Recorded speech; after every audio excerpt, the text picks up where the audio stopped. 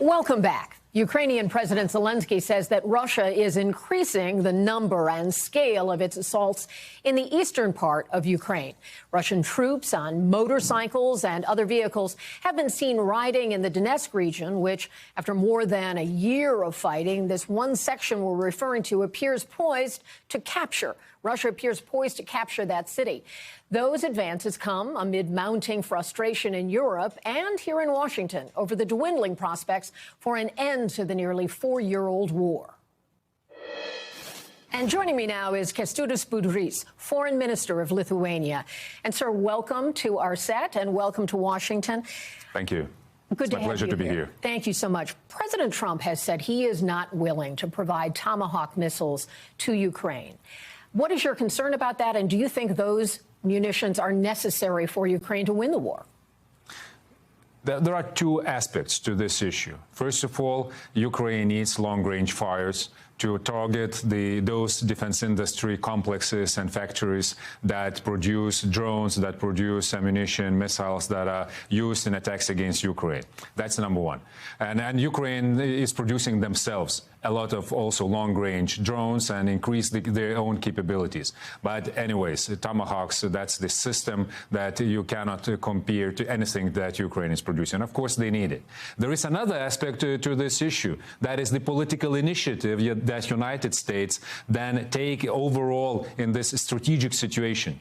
And that's another time when President Trump has the opportunity to move the table and to force Putin to adapt the situation, in contrary from what was happening so many years now before this. And we should use this opportunity, and President Trump has to use this opportunity also as the political element, not only as the military tool for Ukraine to increase their positions on the battlefield. A former NATO Secretary General had talked about the Ukraine-Russia conflict as the potential for forever war. We're now 4 years in. There were times when people thought Russia would be able to prevail in a very short window of time. Clearly, that has not been what played out. Do you have concerns about this slipping into forever war if there is not something that changes the dynamic?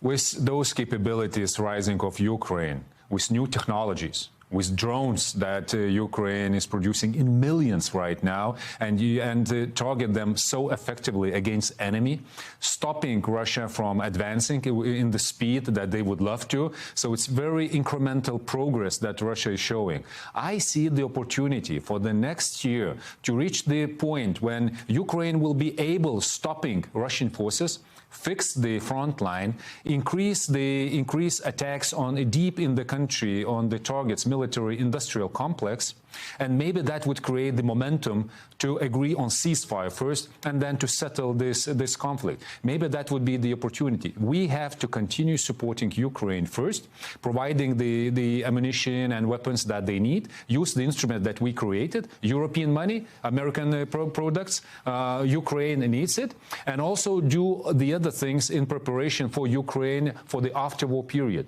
We will have to assist them in building the functioning state. After so much destruction. There have also been incursions in airspace from Russia. And how do you see that happening, where there is potential for spillage into NATO areas, into your country, Lithuania? Are you concerned about Russia going beyond the boundaries of Ukraine?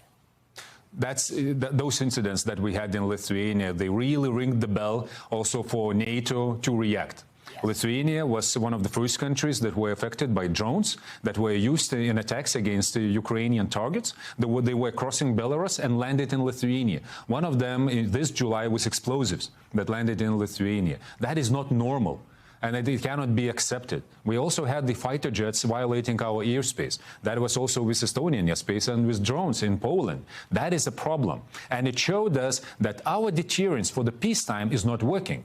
Russia is not taking precaution and measures to prevent this from happening. So what NATO did, reacted with additional operation Eastern Sentry, increased the presence of fighter jets in Poland, ground-based, also systems in the Baltic countries, with additional helicopters, and we see the result. 2 months, there are no intrusions now in our airspace by the drones. It shows that this is something that works. This is the fast reaction and also the bold reaction, and we shouldn't be afraid of escalating with Russia. Otherwise, we won't stop them. Not be afraid of escalating. So do you think there is more that NATO and Europe need to do right now or can do right now? We should learn from these successful cases and good lessons.